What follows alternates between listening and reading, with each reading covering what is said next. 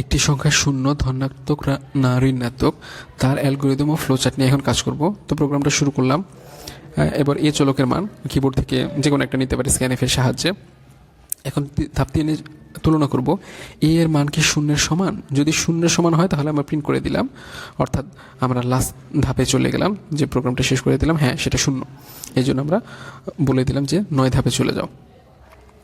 এখন যদি শূন্য সমান না হয় তাহলে আবার চেক করে দেখব, যদি এ চলকের মান এ এর মানটা শূন্য থেকে বেশি বড় হয়, এখানে শূন্যটা মিস্টেক হয়ে গেছে, শূন্য থেকে যদি বড় হয় তাহলে এ এর মানটা ধনাত্মক, আর যদি বড় না হয় তাহলে এ এর মানটা ঋণাত্মক। অর্থাৎ ধাপ 5-এ এ এর মানটা যদি শূন্য থেকে ছোট হয় তাহলে ঋণাত্মক মান প্রদর্শন করবে এবং ধাপ 10-এ চলে যাবে এবং প্রোগ্রামটা শেষ করে দেবে। আর যদি এ এর মানটা শূন্য থেকে বড় হয় তাহলে ধনাত্মক মান প্রকাশ করবে এবং ধাপ 10-কে প্রোগ্রামটা শেষ করে দেবে। তো খুব ইজি একটা অ্যালগরিদম এবং ফ্লোচার্ট।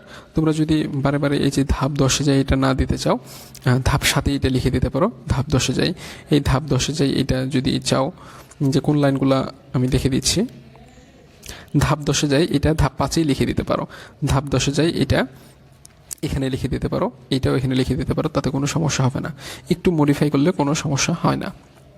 তো এটা হলো আমাদের একটি সংখ্যা শূন্য, ধনাত্মক না ঋণাত্মক, তার অ্যালগরিদম এবং ফ্লোচার্ট।